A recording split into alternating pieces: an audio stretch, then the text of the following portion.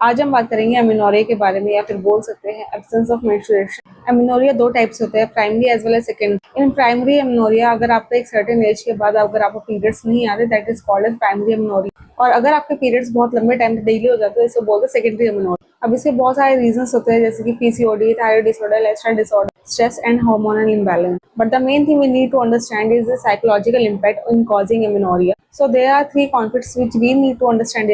First is distress concerning sexuality. जैसे कि बहुत लोगों को सेक्स टॉपिक के ऊपर बहुत ज्यादा फियर रहता है। जैसे कि जब टीनेज गर्ल्स होती हैं, उनकी बॉडी में चेंजेस आ रहे होते हैं, तो उनको एक डिफरेंट फीलिंग से गुजरना होता है, तो इस वजह से उनके मन में बहुत सारे फियर्स आना स्टार्ट हो जाते हैं और हमारे आसपास की सोसाइटी बहुत ज्यादा वियर्ड बिहेव करने लगती है rather than अंडरस्टैंडिंग देम।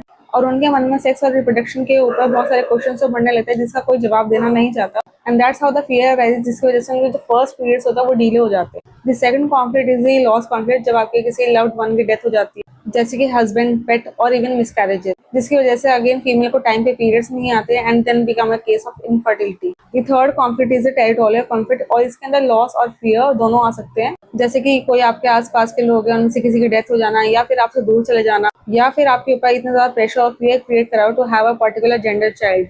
और इन सब कॉन्फ्लिक्ट की वजह से फीमेल के अंदर एस्ट्रोजन लेवल बहुत ज्यादा कम हो जाता है और टेस्टोस्टेरोन लेवल हाई हो जाता है, जिसकी वजह से फीमेल को एमेनोरिया हो जाता है और उसको पीरियड्स नहीं आते हैं।